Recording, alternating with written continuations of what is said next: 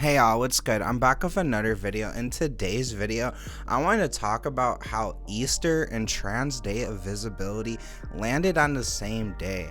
Now, I know it's like 2 days past Easter. I was going to make this yesterday. I don't typically make videos on the holidays, so obviously it wasn't going to happen on Easter. I didn't get around to it yesterday. I had other errands and I had to clean the house and things like that. So we're making it today, Tuesday. But anyway, so yeah, Easter and Trans Day of Visibility, they came on the same day this year. And there was a lot of people that were making jokes. There was a lot of people that were trans that were like, fuck the Christians and things like that. But you know, me being trans and a Christian, a follower of Christ myself, I thought it was really cool. And I thought, you know, it was kind of like a sign, and it was something that I definitely needed this year with everything that's gone on in my transition, my personal life, and my relationship. You know, just where I'm at right now, I kind of really needed a sign from God like that. So I'm kind of taking it like that. Now, you know, you have Christians that are very upset, and you have trans people that are making jokes, you know. And honestly, as long as like the jokes are all in good fun and it's not like actual hatred or it's not actually blasphemous towards God or whatever, you know, as long as it's just a joke and like people don't actually have like a negative view of religion or Christianity, I don't have any issue with that. I think people can make jokes. You know, it's definitely people that took the thing too far. And on the other end, you have some Christians that are very angry, and it's misplaced anger because for some reason Christians believe that trans people, LGBT people in general, are opposed to Christianity, which doesn't make any sense because Christianity, when you get down to it, it's just following the teachings of Jesus, right? It's literally that. It's Jesus set the example and we're supposed to do our best to follow it. Obviously, everyone falls short of the glory of God because we're not God, we're not perfect, but that's the idea. He set the example and we're supposed to follow by that. And I don't know where he set an example that you're supposed to single out groups of people and condemn them to hell, because first off, we're not even supposed to judge people like that. That's up to God. So if a gay, trans person, whatever, says they're a Christian, you know, let the fruits of their spirit show the validity of that. But it'll be like, oh, you can't be gay and Christian, you can't be trans and Christian, and they won't even look at the fruits of the spirit. Meanwhile, these people that they claim they're Christian and they're gatekeeping, you know, LGBT people from being Christian, they got more skeletons in their closet than you could count. They got more issues than you have, right? They're more hateful, more sinful than you are. You know, let he without sin cast the first stone. But these people are the first ones to throw stones. And the people that are quickest to pick up the stones and start throwing, it's usually because they want it to be a distraction. So you're not looking at them and finding a reason to throw stones at them, because it's probably a lot more reasons than all the stones that they throwing at other people.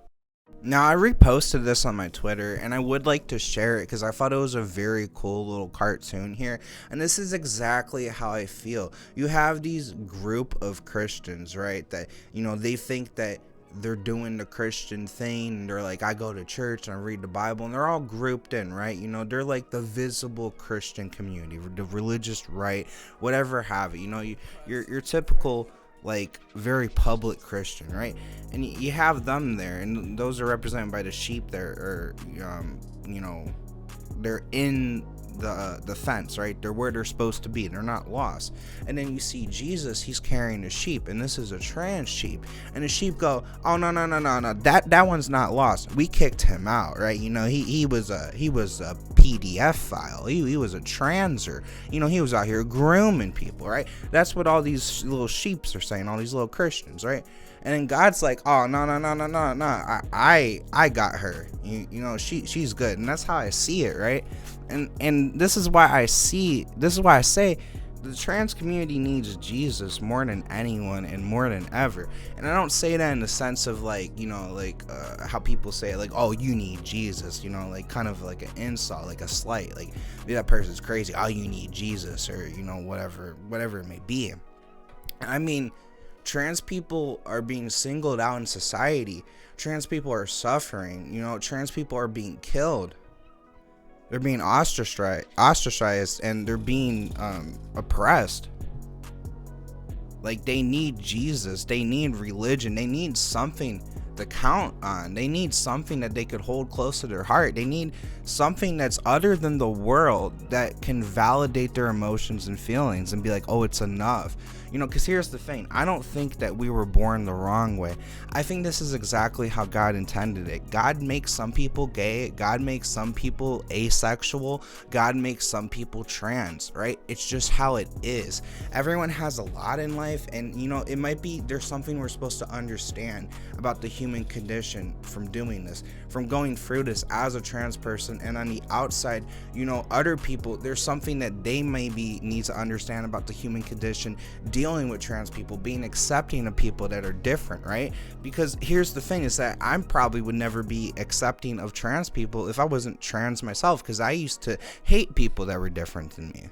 Now, a lot of this has to do with my upbringing, you know, how I was raised, you know, in a very religious, conservative household. So I had those beliefs, and I thought it was sinful, and I had my own insecurities about how I felt inside, and I didn't like it, and I was mad that other people, they were secure enough to be themselves, so I'd lash out, and you know, and that kind of thing. And that's oftentimes the case, and that might be why I'm not as I guess I'm a little more understanding and sympathetic to these transphobic people, because it could be a lot of things going on and we don't really know why they're being transphobic. Sometimes it boils down to straight up hate, but most of the time it's ignorance. So I think the best thing we could do is that, okay, if these people, they claim they're Christian, maybe they're a little ignorant, maybe they're misguided. Maybe if we showed them God's love and they could recognize that as God's love, they'd be like, maybe I got the enemy wrong. Maybe the enemy isn't really trans people, right?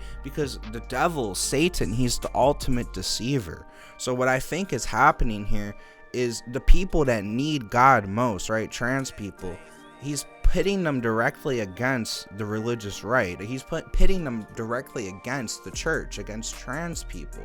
And it doesn't make sense, because there is no reason why those two things can't coexist. There's nothing stopping a trans person or LGBT person from being a Christian, and there's nothing that says there's anything wrong with that, you know. And the only reason that Christians are pushing back, for the most part, is because they're being told to, and they think they're doing the right thing, and they want to get into heaven, and they don't want to sin, right? They want to do the right thing, most of them. So if we can get people to realize that there's no contradiction here, and actually that LGBT people and trans people, they need God more than ever. It's a lie by the devil that says that trans people are your enemy. Trans people need to be welcomed into the church, because they need a community like that has their back. They need community like that. We are struggling to, you know, have a cohesive community, a community that is thriving and you know, has resources for people. And I think we'll get there eventually. But right now, it's a lot of crazy bullshit in the trans community, and I feel like we need Jesus. So, you know, just to sum everything up, these are just my thoughts, right? You know, we're just over here chit-chatting. We're just talking, nothing too deep at the end of the day. You can let me know your thoughts down in the comments. Also, please drop a like and subscribe, because we are growing, and I have just been eligible to apply for the partnership program, so I'm gonna go ahead and do that today when this video goes up. But yeah, I was just really happy to see Easter and Trans Day of Visibility come in the same day. You know, he has risen. Praise God. And I'm praying for trans people. If you're trans and you're hurting right now, I just want to let you know I have you in my prayers. It's rough. It's a rough life, and I understand that, and Jesus understands that, right? So if you want to know more about this, maybe you're curious in Christianity, or how like that can coexist with your transness, or whatever it is, feel free to hit me up, any social media platform, comment, whatever it is. You know, my DMs are always open. Anyways, peace out, bitches. Have a good one. Yeah, I'm breaking in. All I do is sin. My demons, they don't want me to win, and they wanna see me fail. No